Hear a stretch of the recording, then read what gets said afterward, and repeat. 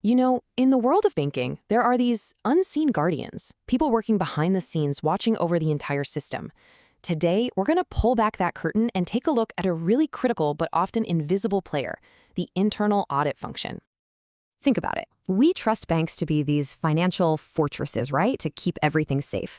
But that begs a really important question. Who's guarding the guardians of that fortress? Who's watching the watchmen? So yeah, let's stick with that fortress metaphor for a minute. A bank isn't just a building holding cash. No, it's this incredibly complex operation, managing huge, complicated risks. And its walls, well, they're supposed to protect the very lifeblood of our economy.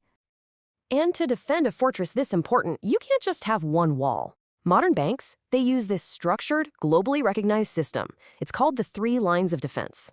This whole model is designed to manage risk at every single level of the bank. It's all about having checks and balances all the way through the organization. So, okay, how does this thing actually work? Here's the basic setup. You've got the first line, that's business operations. Then the second line, which is risk and compliance. And then you have the final, third line, internal audit. Each one has a totally distinct and absolutely crucial role to play. All right, so the first line, think of them as the frontline soldiers. These are your traders, your loan officers, the people who are owning and managing risk as part of their day-to-day job. They're on the ground, making the decisions that actually bring in business. Now, watching over those frontline soldiers, you've got the guards in the watchtower. That's your second line. This is the risk and compliance department. Their job is to set the rules of engagement and keep a close eye on that first line to make sure they're not taking on way too much risk. And that brings us to our focus today, the third and final line. This is internal audit. The best way to think of them is as the fortress's independent inspectors.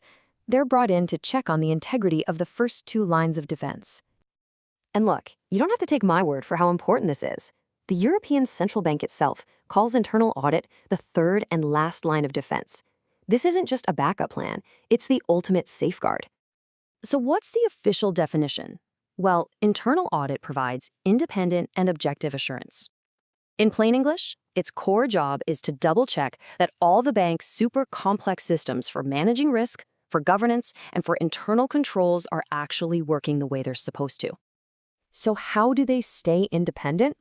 This is the key. Internal audit doesn't report to the managers that it's actually auditing.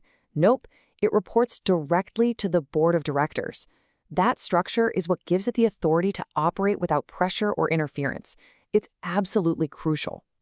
Okay, so we know what it is, but what makes it good? What separates an effective guardian from one that's just going through the motions? Well, a good one has to follow a pretty strict code, defined by global standards. Let's take a look.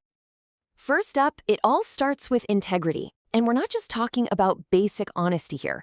The Institute of Internal Auditors defines it as having the professional courage to stick to the facts, even when, and maybe especially when, it's difficult or really unpopular to do so. Of course, that kind of courage requires objectivity. An auditor absolutely must have an impartial, unbiased attitude. Their judgment can't be clouded by personal interests or pressure from somebody up the chain. It has to be based purely on the evidence, period. And all of this, it's built on a foundation of independence.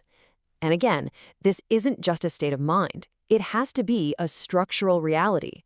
The entire department has to be free from any condition that could possibly get in the way of an unbiased assessment. When you put all those pieces together, you really start to see its true purpose. Like the IIA says, it's not just about catching mistakes. It's about strengthening the bank's ability to create, protect, and sustain value over the long haul.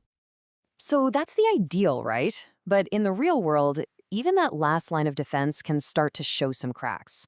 A recent, pretty massive review by the European Central Bank found some common and kind of worrying weaknesses across a bunch of major banks.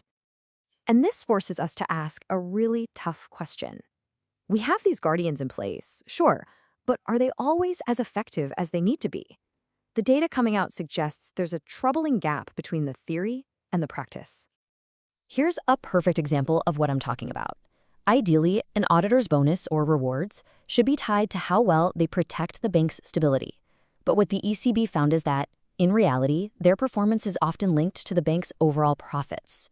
You can see how that creates a huge potential conflict of interest that could undermine their entire purpose. And it goes beyond just incentives. There's another really basic question. Do these audit functions have the tools and the people they need to actually do the job right? Well, according to that big ECB review, the internal audit function makes up, on average, just 1% of a bank's total staff. Let that sink in for a second.